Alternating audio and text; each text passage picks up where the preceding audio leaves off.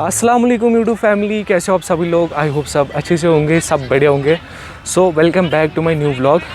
ये व्लॉग मैं बहुत टाइम के बाद अपलोड कर रहा हूँ। 2-3 व्लॉग्स मैंने बनाए थे बट अनफॉर्चुनेटली वो मैंने अपलोड नहीं किए। रीज़न आपको पता है। तो ये मैं वीडियो नीट एग्ज़ाम के बाद 10 दिन शूट कर रहा हूँ। सो मेरी तरफ से आप लोगों को अस्सलाम वालेकुम। आई होप आप सबकी पढ़ाई सब कुछ सही जा रहा होगा। इस वीडियो में हम बात करेंगे मेरे रिज़ल्ट के बारे में और नीट 2025 पेपर जो हमारा था। जो 5 मई को हमारा नीट का पेपर था। गाइस, पेपर की लेवल क्या थी, एक्सपेक्ट नहीं किया था जैसा पेपर आया था। सबसे पहले हम बात करेंगे जेके बोस के रिलेटेड। तो जब शाम को हमारा रिज़ल्ट आया था उस टाइम 1-2 रिज़ल्ट्स आ गए थे। पहला रिज़ल्ट जो था वो जब निकला तो वहाँ पे कुछ मजाक खिसी चल रहा था। मुझे तभी लगा रिज़ल्ट में तो कुछ हो रहा है, बिकॉज़ जब अपना रोल नंबर और रजिस्ट्रेशन नंबर हम दे रहे थे वहाँ पे फुल रिज़ल्ट निकलता था। सो तभी मुझे मतलब वो दिमाग में, बिकॉज़ हम नीट के साथ बहुत ही ज़्यादा खुशी थे, बिकॉज़ उसी की ओर प्रिपरेशन कर रहे थे, रिज़ल्ट की ओर नहीं गए। तभी मुझे लगा था नहीं, इस रिज़ल्ट में तो कुछ गड़बड़, बिकॉज़ अब मेरे 2 रिज़ल्ट आ गए। टेलीग्राम लिंक डिस्क्रिप्शन में, आप वहाँ से चेक कर सकते हो। मैंने साथ ही अपडेट किया था वहाँ पर सब कुछ। 2 दिन के बाद हमारा नीट का एग्ज़ाम था। सो आई वॉज़ लाइक ओके, सब मेरे साथ थे। मोहित भैया आया था मेरे साथ, अनंतनाग से, GMC अनंतनाग से अब्दुल्ला भैया आए थे मेरे साथ सेंटर पे। वो मेरा सेंटर डल लेक साइड से था। सो जब एग्ज़ाम स्टार्ट हो गया, बिकॉज़ पहला था फ्रेशर, ऐसा एक्सपेक्ट नहीं किया था हम लोगों ने ऐसा पेपर आएगा, इतना डिफ़िकल्ट आएगा। पेपर जब पहली पकड़ा था, लाइक इट वाज पहली बायोलॉजी का पोर्शन दिखाई नहीं। लाइक जैसे ट्यूशन्स में हम एग्ज़ाम देते थे वहाँ पे सीधे लिख के होता था ऐसे ऐसे, वो दिखाई नहीं। सो फिर सीधे मैंने क्वेश्चन नंबर 96 से अटैम्प्ट किया। जब पहला क्वेश्चन किया, दूसरा क्वेश्चन किया, तीसरा क्वेश्चन लगा मुझे तो मैंने पढ़ा ही नहीं है, छोड़ दिया ऐसे। सो मैं ऐसे ही कंटिन्यू करता गया। जब मेरी पहली नज़र पड़ी घड़ी की ओर तो तब 3:30 आए थे। तो मुझे तभी शिवरिंग हो गई, मतलब मेरा टाइम, मतलब अब मैं कैसे करूँगा केमिस्ट्री फिज़िक्स। फिर मैं सीधे आया केमिस्ट्री पे। केमिस्ट्री भी मैंने ठीक फिज़िकल केमिस्ट्री मैंने अच्छे से की, बिकॉज उसमें कुछ न्यूमेरिकल्स आए नहीं थे, वो सारा थ्योरी बेस्ड आया था। तो उसके बाद फिज़िक्स, जब फिज़िक्स पे मैं आ गया, मैं वहीं पे रुक गया। फिज़िक्स में क्वेश्चंस किए बहुत सारे। लाइक फिर जो मैंने पेपर की लेवल देखी, मतलब मुझे समझ ही नहीं आ रहा था अब मैं क्या करूं। फिर मैंने सोचा अगर मुझे इतना डिफ़िकल्ट लग रहा है तो सबके लिए होगा ऐसे ही। बट इतना मूड ख़राब था, मतलब वो फिर बोलते हैं ना दिमाग मतलब काम ही नहीं करता है, सेम वही केस हो गया था मेरे साथ। इतना दिमाग काम कर रहा था, फिर मुझे नहीं पता मैंने कौन सी मिस्टेक्स की, क्या क्या मिस्टेक्स की उसमें। फिर जब एग्ज़ाम ख़त्म हो गया तो फिर मैंने सीधे पेपर अपना हैंड ओवर किया मोहित भैया और अब्दुल्ला भैया के पास। सो उसके बाद हम लोगों ने पेपर चेक किया। वॉज़ ए गुड स्कोर मैंने किया था, लेकिन उसमें भैया ने मुझे शाम को ही कॉल किया था, बोला था ऐसे ऐसे पेपर को अटैम्प्ट करना, नर्वस नहीं होना। फिर मतलब वहाँ पे फिर समझ ही नहीं आता है, बिकॉज़ वहाँ पे एक ही दिमाग में बात रहती है। लाइक इतना मतलब 2 साल, मतलब मुझे भी थोड़ा है रिग्रेट, मतलब मैंने उतना नहीं पढ़ा था 11th में। मेरा 11th तो बहुत ज़्यादा बैकलॉग था, बिकॉज़ नहीं हो रहा था मुझसे 12th में मैनेज ऐसे से, लेकिन मेरा 11th था। दैट इज़ वाई मैं फंस गया यहाँ पर, बिकॉज़ ऐसा पेपर भी एक्सपेक्ट नहीं किया था हम लोगों ने। सो आफ्टर ऑल दिस मैं आप लोगों को मिलाऊंगा अब्दुल्ला भैया से, जो अभी GMC अनंतनाग में 5th ईयर MBBS कर रहे हैं, final year. So guys, here is Abdullah भैया। अस्सलाम वालेकुम रहमतुल्लाहि व बरकातहू। अल्हम्दुलिल्लाह ठीक। First of all thank you Anantnag से अगेन श्रीनगर आने के लिए। बस एक फ़ोन कॉल पे आए हैं अब्दुल्ला भैया। अब्दुल्ला भैया के साथ मैंने हर कोई सिचुएशन, हर कोई मतलब सब कुछ बातें शेयर की है। अब्दुल्ला भैया लाइक हमारा नीट 2025 का एग्ज़ाम था, बट इसमें प्रॉब्लम ये होगी, पेपर अनएक्सपेक्टेड आया। जो सोचा था मतलब वैसा था ही नहीं, उससे बाहर आया। लाइक जो ट्यूशन्स में पढ़ाते थे वैसा कुछ देखने को नहीं मिला। लाइक एक ना मतलब ऊपर से, मतलब मैं अपनी बात करूँगा, लाइक हमारे रिज़ल्ट्स भी आ गए थे, उसकी वजह से भी मतलब थोड़ा बहुत उठा था टेंशन। एज़ यू नो जेके बोस ने क्या किया, शाम को एक लिंक जनरेट की जहाँ पे मजाक हुआ, 2-3 रिज़ल्ट्स आए। फिर लाइक मेरे वैसे भी दोस्त हैं जिनके मतलब रैपियर बुक्स आई है, मतलब जो अच्छा पढ़ते थे। तो उसके बाद नीट था, नीट में भी ऐसा अनएक्सपेक्टेड पेपर मतलब डाला था हम लोगों को, मतलब वो सोचा ही नहीं था ऐसा पेपर आएगा, मतलब सब हमारे साथ ही हो रहा है। तो उसके बाद मतलब बोलते हैं ना वो मेंटली होना डिस्टर्ब हो गया था। मैंने सोचा था मैं सब कुछ बंद नहीं करूँगा, बट मैंने अब्दुल्ला भैया के साथ सब कुछ शेयर किया। सो अब हम अब्दुल्ला भैया हमें बताएंगे लाइक अपने हिसाब से एक्सपीरियंस पेपर के रिलेटेड। देखो जिगर, मेरा पहली बात यह है कि नीट 25 जो था ना, मुझे लगता है कि NTA ने थोड़ा एक एक्सपेरिमेंट किया था। और उसके विक्टिम्स जो थे ना इट वेर 20-25 एस्पेरेंट्स। अगर फॉर एग्जांपल नीट 24 में ऐसा पेपर आया होता ना जिसमें जी एडवांस्ड या जी मेंस लेवल के क्वेश्चंस होते तो स्टूडेंट उसी हिसाब से प्रिपेयर करते, ठीक है। तो इसमें जो है ना सबसे पहले हमें ये समझना है, चाहे कोई फ्रेशर होगा जिसने 12th के बाद ही दिया था या कोई ड्रॉपर होगा, इसमें जो है ना दोनों विक्टिम्स बन के आ गए। तो इसमें जो है हमने ये चीज़ समझना है कि खुद को ब्लेम नहीं करना है सबसे पहले कि ये क्यों हुआ, माई ड्रीम्स गॉट शैटर्ड, ऐसा बिल्कुल कुछ भी नहीं है। हाँ, एक इंसान ने, स्टूडेंट ने बहुत मेहनत की होती है एंड यू नो कि नीट जो है ना मतलब इस टाइम पे it demands a lot of hard work और स्टूडेंट्स ने अपना बेस्ट दिया था, ठीक है। तो इसमें खुद को पहले ब्लेम ना करें और ये हर एक के साथ हुआ है, ठीक है, ये हर एक के साथ हुआ। देखो इसका नेगेटिव अगर हम देखें ना, नेगेटिव इम्पैक्ट ये है कि जो इस टाइम पे सिलेक्ट हो सकते थे, फॉर एग्जांपल चाहे फ्रेशर हो ड्रॉपर हो, वो हो सकते थे सिलेक्ट क्योंकि उनकी प्रिपरेशन थी as per last year PYQs, ठीक है। बट अगर हम इसको फॉर एग्जांपल डीपली देखेंगे ना पॉजिटिवली, सपोज इन्होंने पेपर टफ डाला था बट इतना भी टफ नहीं डालना था कि स्टूडेंट्स वहाँ कर ही नहीं पाएंगे कुछ। बट इससे एक चीज़ हुआ कि देखो आप हर साल देखते हो कि कट ऑफ कितनी सर्ज मतलब ऊपर चली जाती है। Suppose last year it was 645 और 650। अगर लास्ट ईयर की तरह पेपर होता ना इजी, मतलब इस बार लास्ट मतलब कट ऑफ फिर भी इंक्रीज़ होता 660 तक, है ना। तो उससे भी बहुत सारे स्टूडेंट्स जो ओपन मेरिट वाले होते हैं उनके साथ फिर ये मतलब ऑलरेडी जुल्म चल रहा है रिजर्वेशन की तरफ से, तो वो फिर उसमें भी बहुत ज़्यादा डिमोटिवेट होते हैं। अपने रब पे तवक्कुल कर सकते हैं। मेहनत तो ओपन मेरिट वाला बहुत ज़्यादा करता है as compare to the reserved ones, लेकिन अल्टीमेटली जो है ना हम अल्लाह पे यकीन रखेंगे कि इंशाल्लाह अल्लाह जो है हमारे लिए ज़रूर कोई रास्ता खोलेगा। अब्दुल्ला भैया, लाइक मेरी ऑडियंस अभी क्लास 11th है, मोस्टली क्लास 11-12 देखते हैं।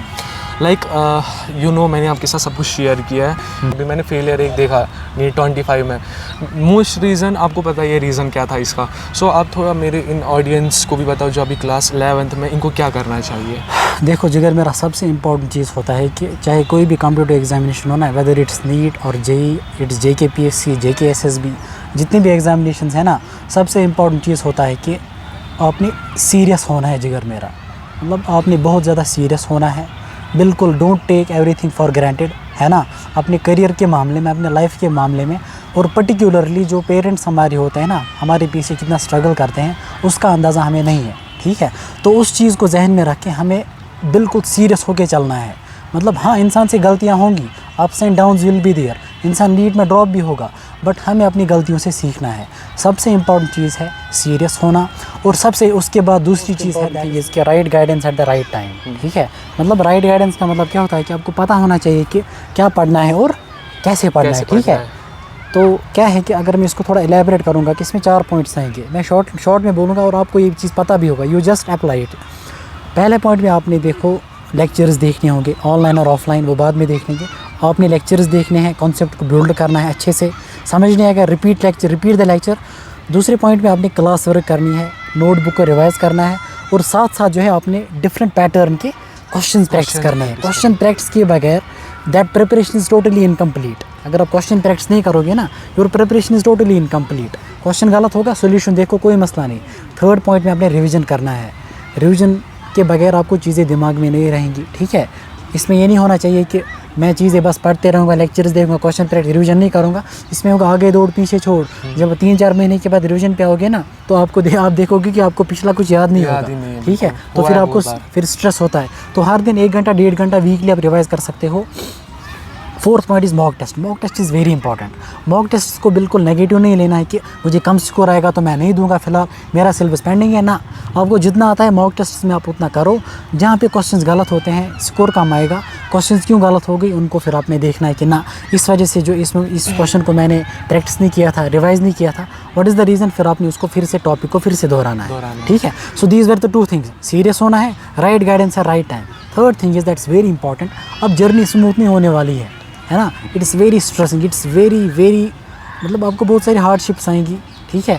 पर्सनली आपको बिल्कुल बहुत सारे गम झेलने होंगे, negativity will be there, overthinking will be there, ठीक है। Haters will be there, external environment will be toxic. जो आपको जिसने आपको पिछले सालों में कुछ मतलब आपको खबर भी नहीं ली होगी, अब उसने सुना होगा कि ये नीट देने वाला है, अब वो आएगा कि ओ नीट के लिए पढ़ रहा है, हालांकि उसके दिल में कोई हमदर्दी नहीं होगी। कहने का मतलब है टॉक्सिक पीपल आएंगे, ठीक है। तो चीज़ों को ओवरकम करने के लिए you need that internal drive, you need that internal motivation. और उसके लिए आपको स्ट्रॉन्ग रीज़न होना चाहिए, ड्राइविंग फोर्स होना चाहिए। अपने पर्पज़ को समझना है जिगर मेरा, पहले अपने पर्पज़ को, रीज़न्स को लिखना है। Before you start your preparation write down all the reason, because of this reason मैं पढ़ रहा हूँ, है ना। हम कहते हैं ना कि if you are about to give up, go back to the beginning. आपने क्यों स्टार्ट किया था, व्हाट वाज द रीज़न। तो राइट डाउन द रीज़न, इसमें लिखो, पेरेंट्स के बारे में लिखो, अपनी पूरी ड्रीम्स लिखो, एक एक रीज़न लिखो अपनी लाइफ के बारे में, लाइफ सेटलमेंट के बारे में।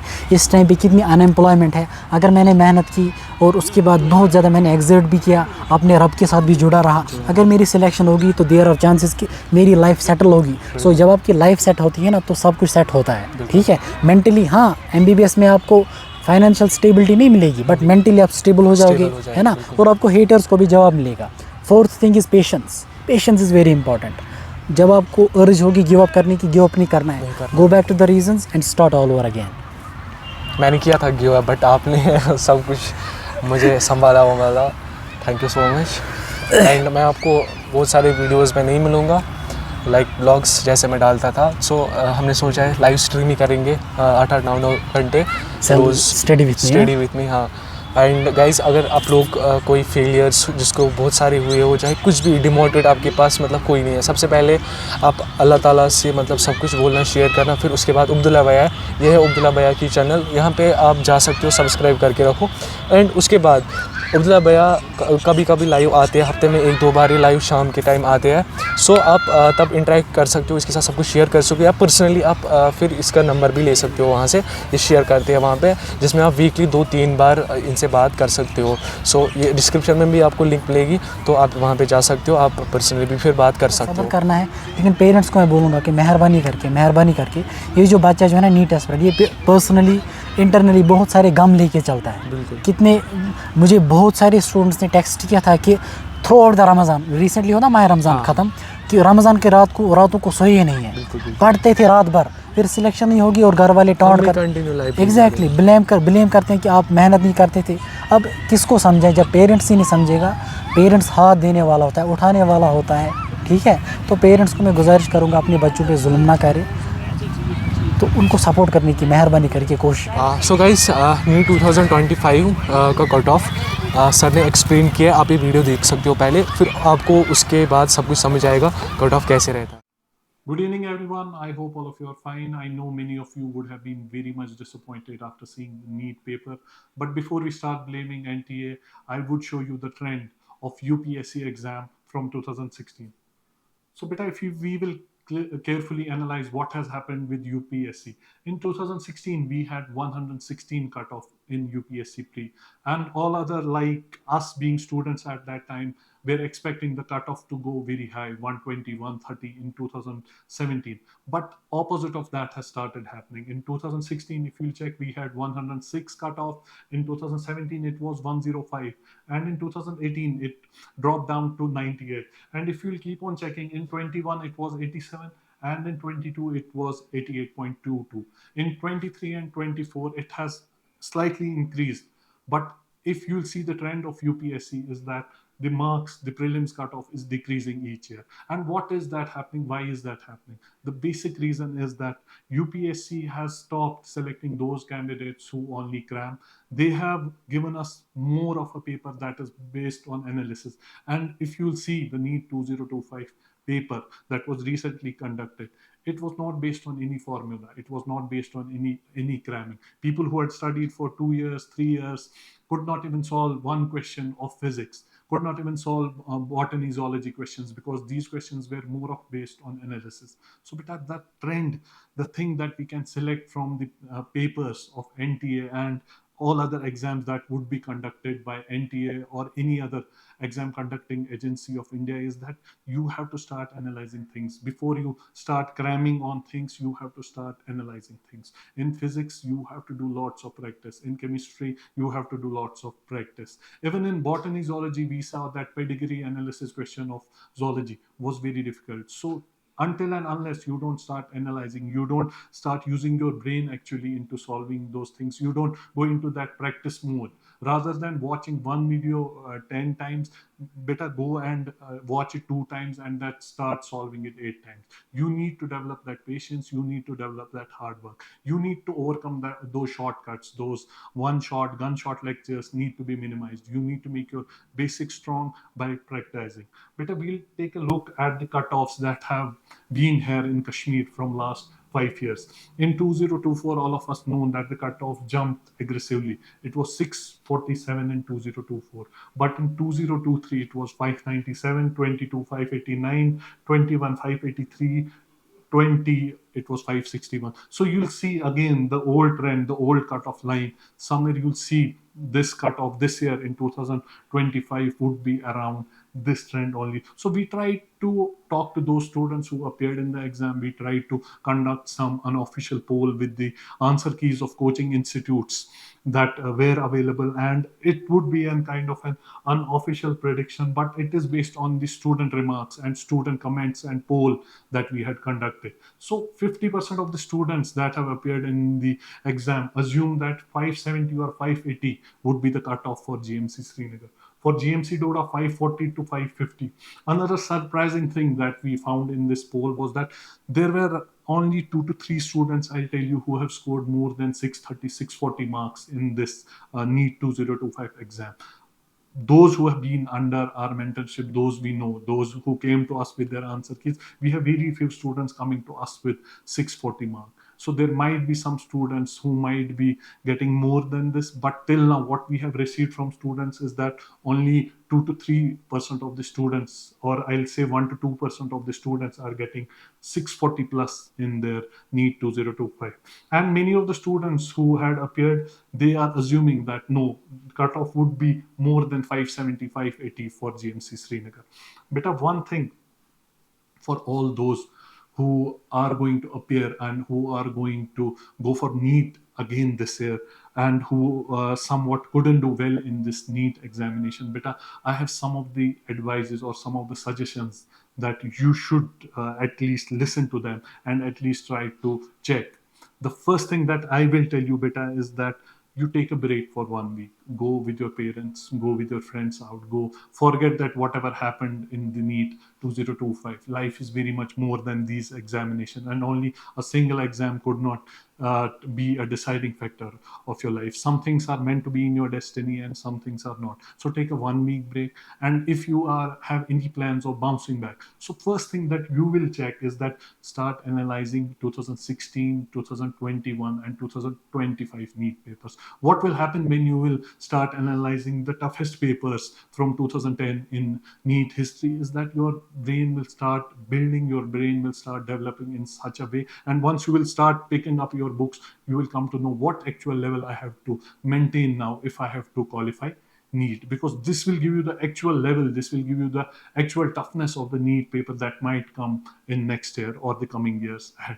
Third and most important thing is beta, increase your level of mock tests. If you were giving 15 days, you were appearing in one mock test, beta go for 2 mock tests, go for 3 mock tests. And it's not necessary that you will stick to one coaching material. Go for 3 to 4 coaching these test series material. I'll tell you, for studying, go for only one book set, but for test series, go to 3 to 4, 5, 6 institutes test series. Don't stick to only one coaching test series material. But for basic studies, but for basics, please and please focus only on one study material, that is your NCRTs. And for all the numerical portion, try to go for some enhancing material of the coaching institutes. But I think NCRT books are more than enough. In physics and chemistry, yes, you'll need some extra guidance, you'll need some extra study material, but please and please focus on only one book set. The most important thing better you can do now is, for botany and zoology, try mind maps. Rather than you start cramming again and again, reading the same textbook, better go for mind maps technique, wherein you have maps of all the important things that are in your botany and zoology. For example, let's take mitochondria. You'll have a mind map of mitochondria, wherein you'll be able to visualize all the things that are inside mitochondria, what are the important components of mitochondria. You'll be able to analyze those with the mind maps. Open book technique is one such technique wherein you are given a topic and you have to start searching that in your NCRT book. This helps to develop your brain. This helps your brain to function more. so that once you see the same topic, same question in your question papers, your brain automatically starts responding to that. Overall, beta, one last thing that I would advise you is that, beta, not trying is a bigger regret than failing. So beta, keep on trying. If you keep on trying, inshallah, success would be yours. But if you start giving up, you'll have bigger regrets in life that I didn't try, I didn't go for the best thing. So only advice from my side is try your best again. Inshallah, you will come up with flying colors. Thank you and Allah bless you. Finally guys, आप लोगों ने देख लिए सारे videos. Abdullah भैया ने भी यहाँ पे बात कर दी सब रिलेटेड। इंशाल्लाह अब हम मिलते हैं दूसरे वीडियो में। अल्लाह हाफिज़, टेक केयर, बाय बाय, अस्सलाम वालेकुम।